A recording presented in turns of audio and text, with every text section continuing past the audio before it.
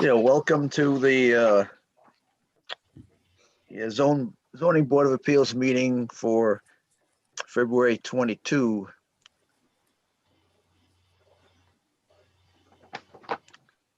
Very complicated here. So who's here tonight? We have Mike Perrin, Chris Mastriani, Bill Liss, Wendy Cordero, and myself, Paul Gregoire. Absent is Mrs. Stapleton. So without further ado, I shall just read this into the record. Please find below the legal notice for the following hearing. For publication in the Westfield Evening News, School Street, Westfield, from the Board of Appeals, Town of Southwick, for release February 8th and February 16th, 2021. Notice is hereby given of a public hearing to be held Monday, February 22nd, 2021, online via Zoom at 7 p.m. to hear the petition of Eve Crampton for property located at 56A Berkshire Avenue, Southwick, Mass. The applicant is seeking a front setback variance of 12 feet and a rear setback variance of 19 feet in order to renovate a single-family home. So that's what we have. And I think at this point we need Mr. Goddard to tell us what's cooking. Happy to do so. Thank you very much. Hi, everybody. Just for, I suppose, the recording, everybody, I'm familiar with everybody here. But tonight I'm here as a land use consultant. JG Site Services is my business. Just want to differentiate that from many prior appearances. But here tonight on behalf of Eve Crampton, representing her requested variances at 56A Berkshire Avenue. Paul or Wendy, do we have the ability to, do I have the ability to share my screen right now? Let me make you a co-host. Hold on. Okay. And you should have the ability. Awesome.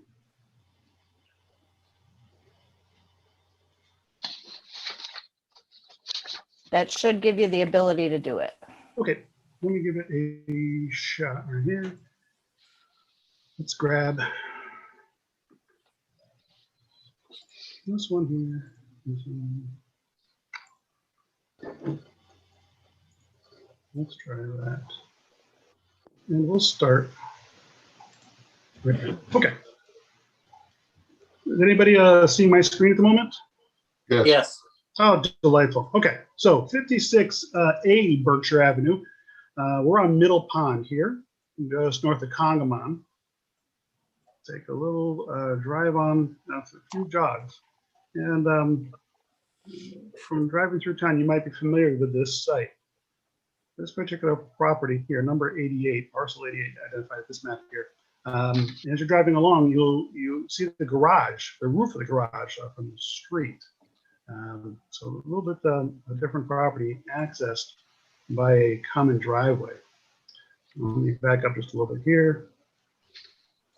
You can see this is the common driveway scenario. We're about 12, 13 feet down at the edge of that garage right there. And that's the house down below. So in this particular property, we have the garage close to the street, house further down below.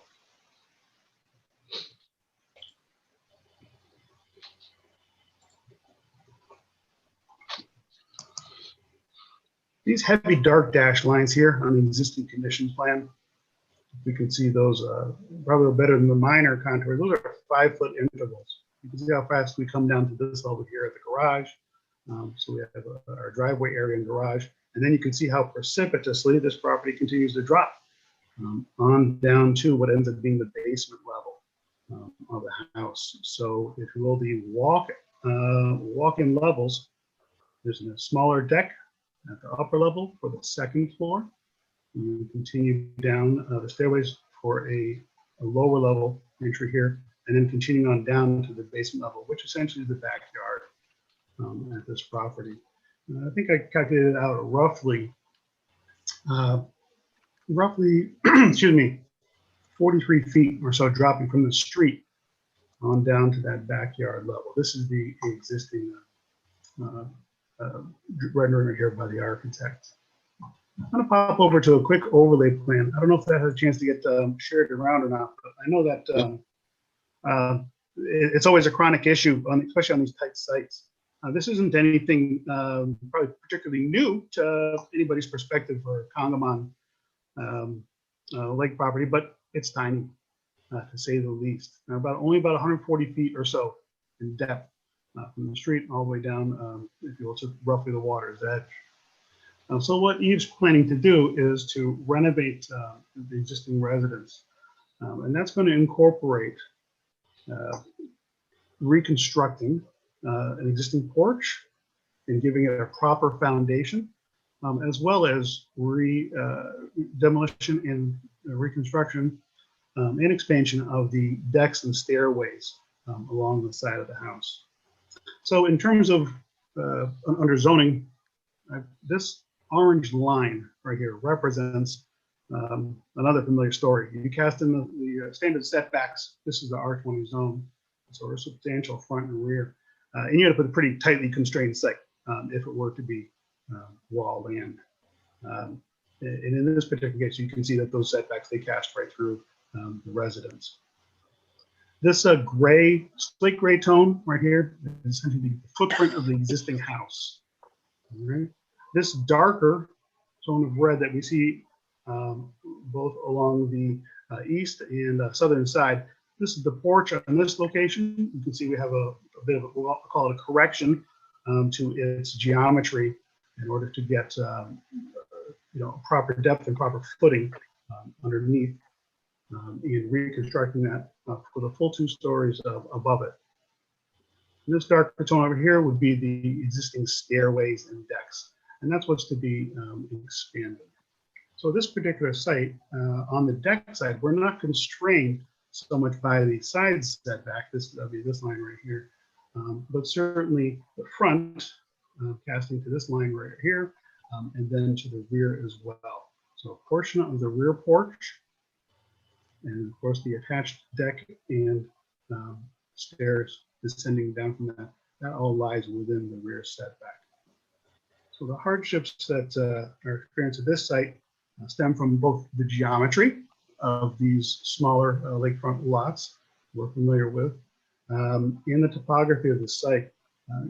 What is proposed is really only to provide, we're going to call it, functional outdoor space within the constraints of the topography at this location. For what it's worth, this still offers a substantial setback from the rear when compared to some adjacent properties, just for the sake of discussion. But again, fundamentally, nothing that is particularly different. Let me pop that drawing back one more time. One more second here.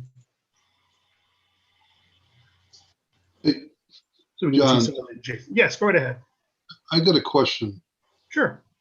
Just by looking at the basic entry you put forth, it's lot 88.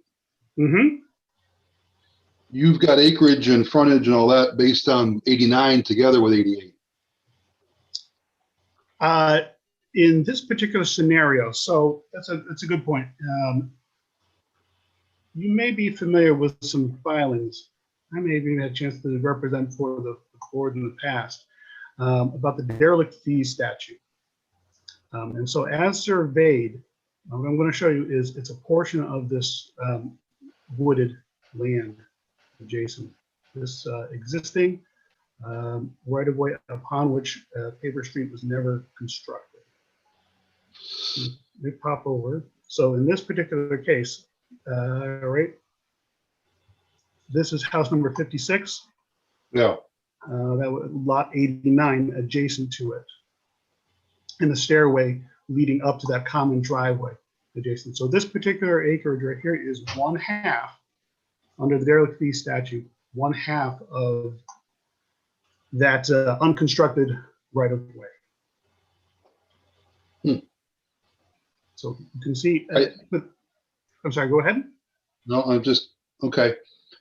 I think Lakemont Street probably is the at least the one that was most recent in my memory, having discussed with the board in years past. So this dashed line right here probably gives you a more familiar footprint when comparing to the GIS line work. Right, but the deed is only for that size.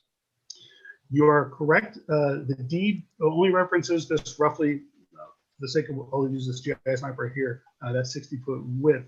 Right. Having said that much, this is a matter under Mass General Law, derelict fee statute, where the surveyor has established Yeah, adjacent property line based upon the derelict fee statute running along a paper street. okay. And that's the distinction he's given to the total acreage encompassed by this perimeter. According to what I read on the, Right, what am I saying here? Looking at the deed, it tells us that this was a part of Congamon Heights. So that piece of property that you say is a paper street, has Congamon Heights okayed that this be a paper street that can be? encroached on. You're asking a good question, and I'm not going to pretend to be either a surveyor or a lawyer, but I'll give you my understanding, and maybe we can build from there. Yeah. When you have these particular scenarios, the rights of others to access by the land aren't necessarily extinguished. However, for the purposes of ownership, it's the direct abutters who then own to the center line of that paper street. According to what I'm looking at right in on the screen right now, which you just put up, that section is owned by Brooker, Mr. and Mrs., I guess. So Is that- let's add a little bit of dimensions here. Here's the 50, 19, and right there. I'm just doing a little bit of math right here. So we're looking at roughly a 70-foot bit of frontage for that particular portion. So this additional 46 feet here. The reason why I want to say those two dimensions right there, 46, so we can do some comparison. Let's pop over here. So you can see this dimension. Do I have a tool here? Can I use it? Here we go. So I'll run myself roughly 46 feet. We're just trying to, so the dimension that the surveyor has provided grabs roughly that portion right there. But you haven't answered my question. Has Congamon Heights relinquished that piece of property? So to directly answer that question, I do not have an answer. My presumption is no. This is a matter that the surveyor has established under the derelict fee statute.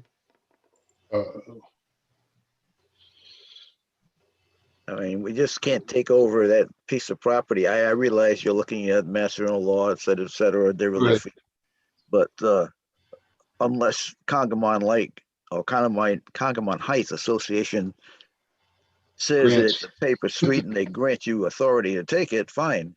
You can't just walk in and say, well, I'm taking it. I mean, maybe I'm going to do that with my neighbor here. I'll go take his piece of property when he's not looking. I hear what you're saying. I'm not going to dispute that. As I said, there may be rights by others. We're just working off of a plan that's been drawn and stamped by a Massachusetts registered land surveyor. But John, I guess appreciate as a board, we can only deal with what's legally put in front of us as the town says, which, you could pull off lot 88 like you're showing us. I don't have anything for the next adjoining lot that says Eve owns it. You know what I mean? She owns this lot because I have a transaction for it. But as I Paul see. was saying, you got this derelict, but there's got to be some record or some official notice to the board that says, yeah, they relinquished this dimension, so they can include it into your surveying. I mean, I could survey my street and take my land down the stake too, but without a deed or some kind of official saying that says that land is now available to encroach on, I don't know how we can do anything right now, to be honest with you. That's what Paul, unless I'm wrong, I mean, that's kind of what I'm looking at, my lens.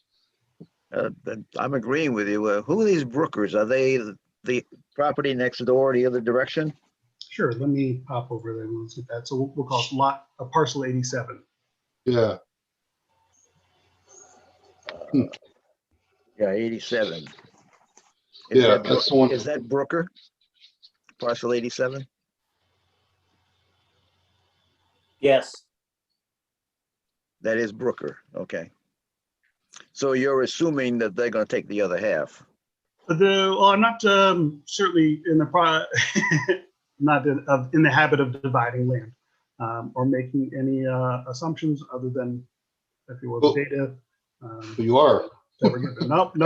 Yeah, you are, yes, exactly. No, what I do is I do work with drawings that are prepared by licensed professionals as such.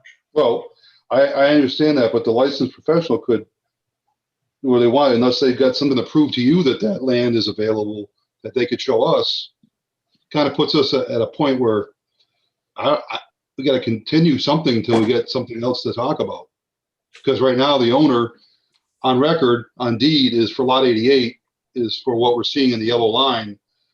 The area in between is up for debate, I guess, but really, I don't have any legal standpoint that says that Eve has the right to take half that. Well, I won't dispute the fact that the derelict fee statute is a complicated beast, to say the least. But Okay, when it so comes down to that legal- being said, John, Go ahead. so that being said, I think you have to pretend that there's ignorance to the fact that you should be able to demonstrate that to the board as part of your proposal. Sure. So it sounds like Professionally speaking, I'm sorry. you know what I mean? It would make our job a lot easier to say, oh yeah, to read in advance. Now we're caught with everybody on this line and we really don't have anywhere to go forward right now because there's no legal statute that says that person owns this. Just like you saw the letter that Eve granted you authority to talk on her behalf.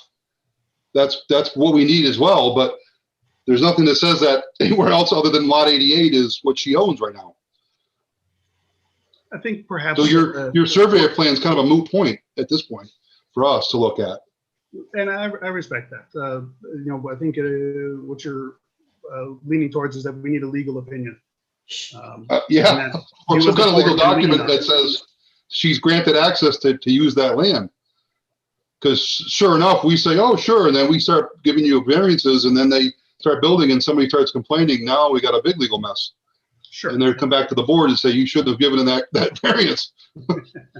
Well, suffice it to say, nobody needs a big legal mess, board or individual or otherwise. Sure. A landowner. but let me approach this from a little bit different angle. If you made that deck about 20% smaller, you're not gonna go over onto that piece of property at all, and this whole problem goes away.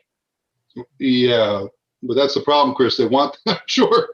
Well, I know, I would like some tax, I would like I know some you're tax saying. property too, but Yeah. I think. I don't know. You still got the sideline to worry about there, Chris. well, yeah, there'd have to be a sideline variance, but you're not building on a piece of property that has questionable lineage to it. And then Yeah. that part of it just goes away when we just got to squeeze for a little different variance. Right. Well, a bigger Yeah, land variance than the whole 9 yards. You got that the red extension that goes off to the right. You just chop that straight down so it's continuing from the upper red rectangle, and you're probably 10 or 12 feet away from the sideline, and you don't go on that piece of property at all. Yeah, I see what you're saying, but Well, that's up to the owner. And Well, John, I guess. It's a case of simplifying or drawing this process out for a couple months. That's the way I'm approaching it. Yeah, Well, I'll certainly invite Eve to share her opinion, but I think at the very least, we would like the opportunity to at least get that legal opinion Yep. and share with the board. This may be more cut and dry, less cut and dry right. than Right. perhaps it appears at this time. Yeah, I would agree with that, I guess. I mean, like Chris's idea is very amenable, but I think if you're trying to accomplish something and you had the right documentation, then again, it becomes a little easier to review it all. But to that point, Chris, everything spikes up as far as the variances needed hugely. But again, the topography obviously warrants some action to help relief, but the setbacks and all that would change, I think, as far as on that lot anyway. There's a lot curves, if they extend over. Yeah. But I think, John, you got a good point. I think it's worth sending just to kind of get some more homework to say, hey, here's our ducks in a row for that piece. So the survey lot matches whatever authority is given for the piece of property.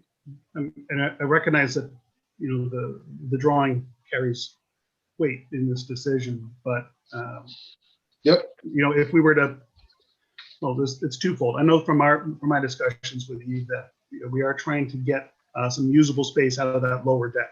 That portion that does jut out, that's essentially at that the ground floor, we'll call it, level. So try to get some space out of that. Chopping it at what we're going to call the parcel line. The stair line, yeah. Dash dividing line.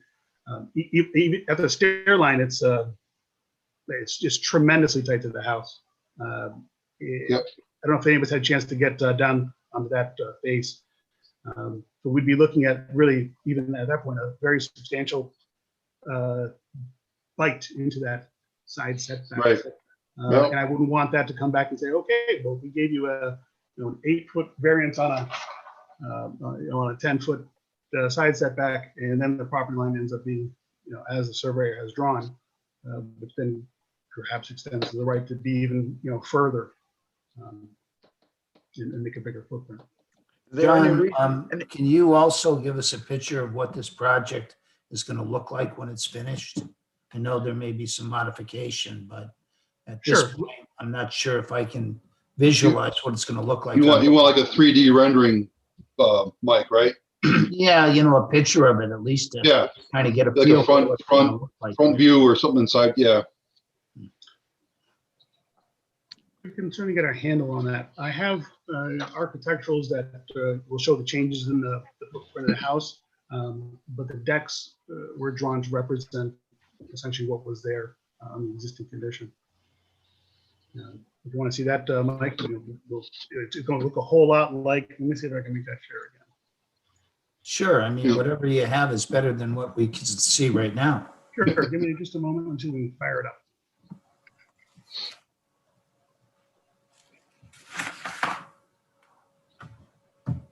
Okay, bear with me. I'll wait for the pop-up to go away.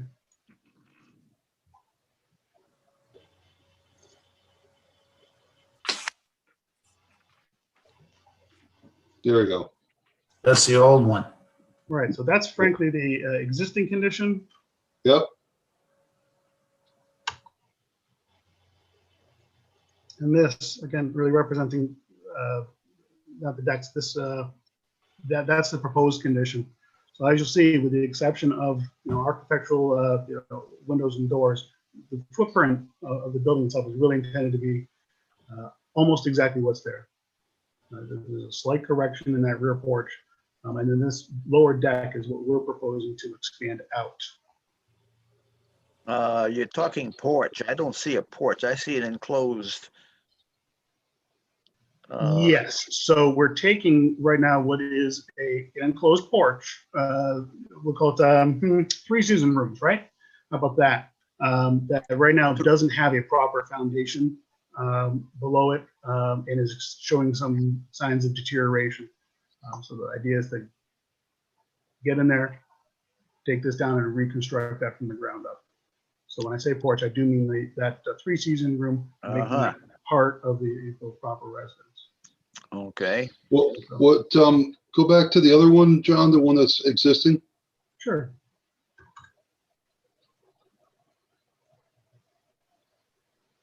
So you got a walkout. Was that like a walkout down below there? It's hard to call it a walkout. No, I'm talking down the bottom, very bottom. Yeah. Right. It's sort of, it's a storage space. That's not, Okay. that's not living space. Is there an access down there though to the basement? There is access into the basement area, but I don't believe that's even full. So it looks like, but it looks like the other rendering that's coming out further. Extending closer to the lake, you mean? Yes. I'll pop over here. So this darker signature right here, Yeah. the Okay. shaded part, that's the existing. So a couple and feet. it pops out something on the order of, 7 or so. So there is some correction to both the geometry and a slight expansion. Okay. Is there some reason that big deck can't go to the west side instead of going east? We're right on the, you mean slide this down around in front? Part of our concern is to keep this respected to a conservation jurisdiction. Part of the part of this project will be reconstructing a retaining wall. That's, roughly in the location of these two maples right here. So trying to maintain some connection to this portion of the house through, if you will, the side entrance. We'll pop back over. Well, I'm saying, can't you move it left instead of going right?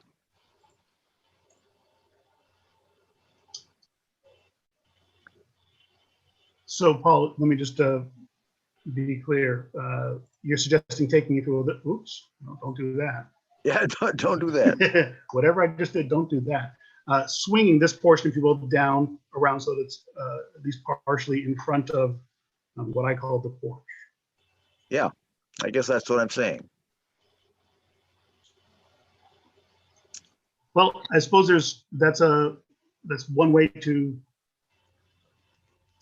skin a cat. It does obviously encroach further into the rear setback, and I know that it addresses some of the concerns that I'm confident will be adequately managed, hopefully, with regards to the side setback. This is the preferred layout for the house. Well, I'm having a difficult time seeing the, looking at your 3D rendering and have that look the same in my mind as this brick red deck. Can you just show that the proposed 3D Sure, Chris. picture again? Sure, not a problem. And I want to be abundantly clear that this architectural drawing I'm going to flip to really is only accurate for what's happening at the house. The way that was originally drawn had the stairs and decks very tight up against the building as the existing condition. So you're not seeing the 25 by 25. Okay, right. that's fine then. That's what I wasn't seeing, and I wanted to know why they didn't agree, and you've explained that. So sure, that's no okay. problem. I know I'm throwing a lot at you and flipping a lot of drawings, so I'll make sure that that point isn't lost. So back to my question of moving it to the west side, go west, young man, as they say, or something like that. You could put a lot of deck back there below the porch. I think the effort is to get it closer to the lake. It wouldn't be any closer than what you got. Yeah, that's what I mean. That's. I think it's going to be closer by we'll call it an order of half. If I were to, in a perfect world, be working with the same footprints, I mean, the line of that porch, it's roughly the center line of this 25 by 25 square. So we're not just taking this part and sliding it right over. I'm trying to maintain that same amount of space available. Yeah. But I see what you're saying. You'd have a lot more space. Yeah, you go the whole back of it. But anyway, just a thought. Instead of a square deck, you'd end up with a more of a rectangular deck, Rectangular, yeah. but you'd have probably more square footage.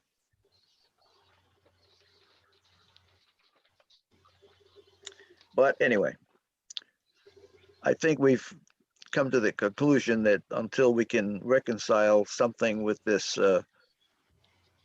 derelict fee piece here, we can't really move forward with what you're showing us. If I can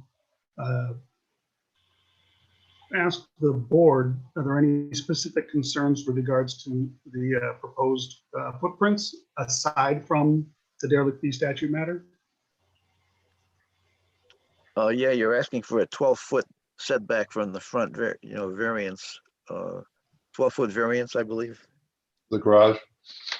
Yeah, but we're not moving the garage. It's what we're adding is the deck, or that's where the modifications are. So why are we asking for a 12-foot variance? Bear with me for just one moment, please. I'm presuming that's far enough away from the road. I could be wrong, but I mean, we're working with little tiny. We're working with little tiny drawings here. Very hard to read, even with a magnifier. No, I respect the difficulty. Let me Yeah, that's share this. not your fault. I mean, this is just That's so. okay. I'm gonna grab this one more time. Let's grab.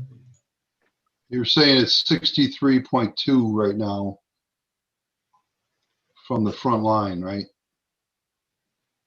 That is correct. So Well, So that's why you're going asking. back to the house. So in terms of what is new work out there, we have this expansion within the front setback.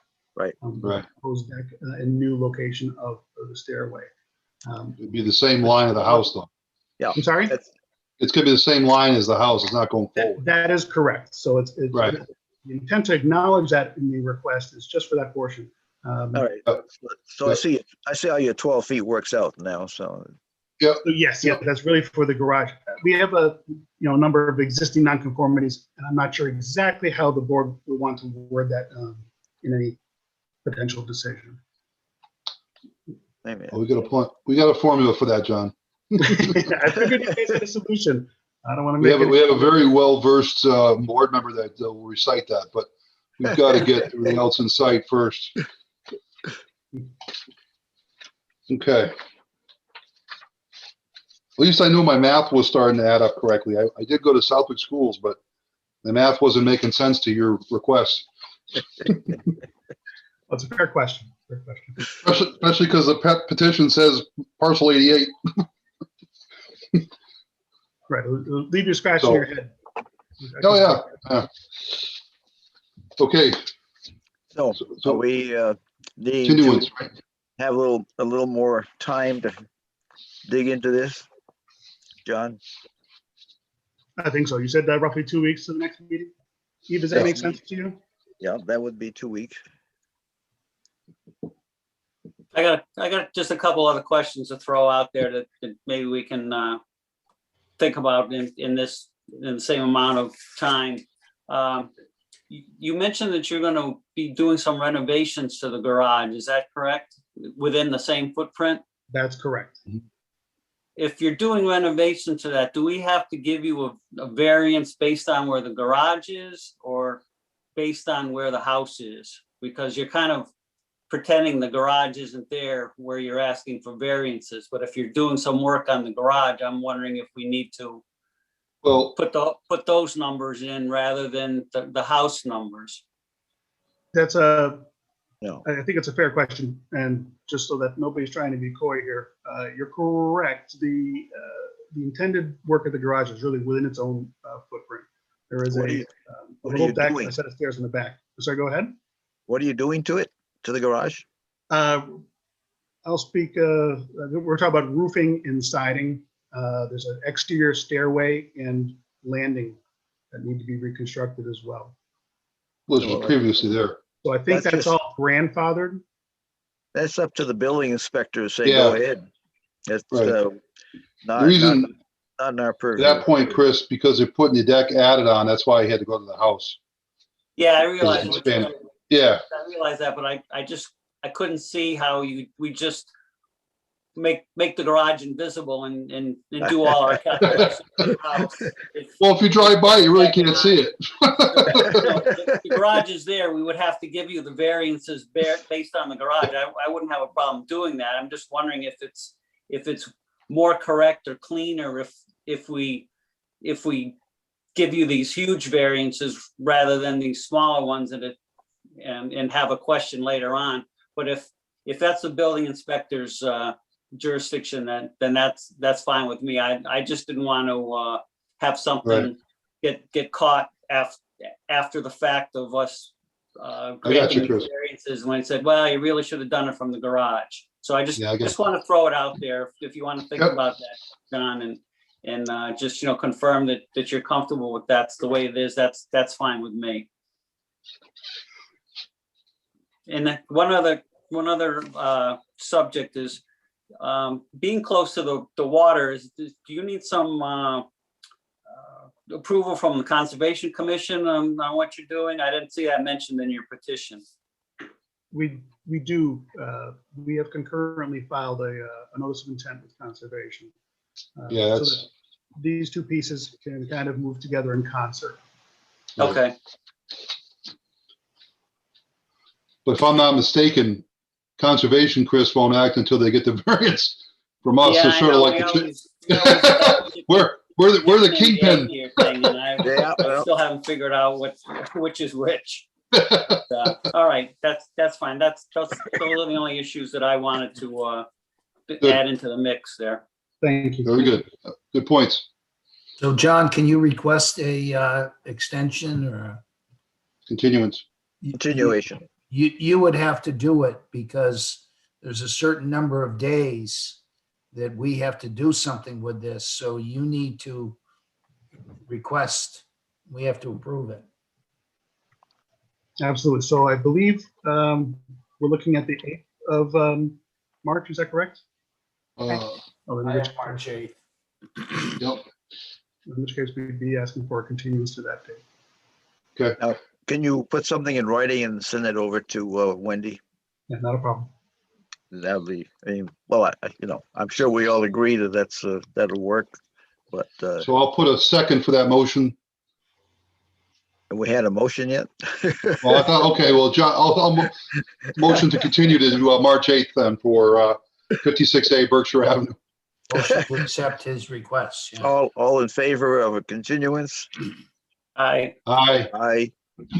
All right, John, you got a continuance. Nice to see everybody. Thanks for your time. All right, right, John. thank you. Have a good evening. You too.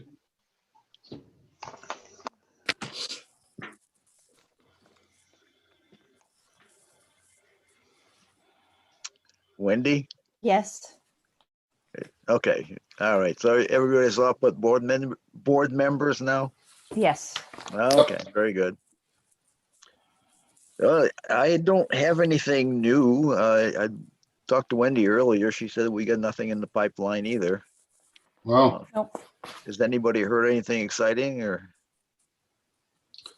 No, Yeah, I guess not. unfortunately, no. Has anybody heard anything unexciting? Well, Mike's going on vacation for 2 months, so that's exciting. Yeah. At least I'll be able to zoom into the meetings anyway. It's a little hard to commute. back and that's true. forth. Yeah. So, did anybody, whatever happened, remember the big place right off of College Highway, the guy wanted to build a place to grow pot? Whatever happened to that? We haven't heard anything. The last we heard from them, they were waiting for approvals from the state. And until that, they couldn't do anything. And every Right. time they went back to the state, they kept saying, well, a few more weeks, a few more weeks. Then COVID hits, right? Didn't they do something on Hudson, Paul? That's I thought there was company, another- you mean? Yeah, or maybe it was another company was formed, but I thought there was something else happening on Hudson Drive back there. 'Cause that's one of the areas that's also legal for this, you know? That was a rumor. I don't know. I can't confirm or deny. I don't know, but I don't know. I thought they had made a joint venture with somebody else to grow anyway, you know? I've got some property back here they could use. I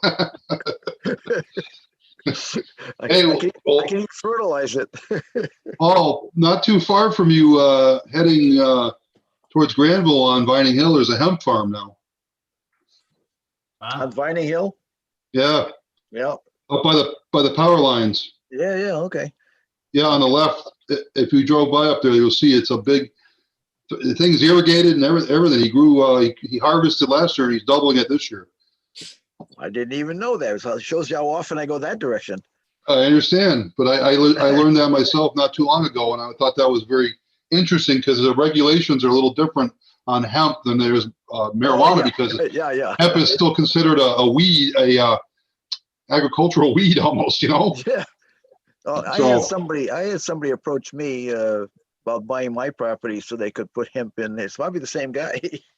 May well be, but he's growing it, going pretty big. I guess it's very similar. All the plants that they plant have to be barcoded, tracked when they harvest it, the whole 9 yards. So it's controlled, but it's not as regulated, I guess, is my point. So they have less to kind of fight with the state over, you know, to get licensing. What about odor? Those plants Nope. don't have the odor. No, they don't have that distinct smell, which I'm sure everybody in this, you know, Zoom might have smelled at one point. Anyway, especially when you harvest it. So, okay. All right. Anyway. Yeah. So to answer your question, Mike, no, we haven't heard anything. How many meetings did we have on that? My God, it seemed like we had Probably 6 4 meetings. or 5, yeah. Yeah. I think the you know, the ambition died down with some of the negativity, Mike, and the investment they had to make. You know what I mean? Yeah. Because there is a lot to invest in that to try to make a profit after you start putting greenhouses up and having employees, and oh man, the costs are just insurmountable. Well, I don't think they've dropped it. I mean, last conversation we had Right. with anybody, they said just waiting on the state. So And we're that could kind take of a while. But I think their 6 months extension is probably long gone by now. So they can only get one, and that was it. So they might need to get some compensation, you know, some special dispensation to get back on that. Yeah. Yep. Maybe Well, from the state too. I'm sure they're working on that. I don't know. Okay. Well, then everything else, I guess we can put a motion to adjourn. I guess we Second. can. May I second that. all in Seconded. favor? Aye. Motion- All right.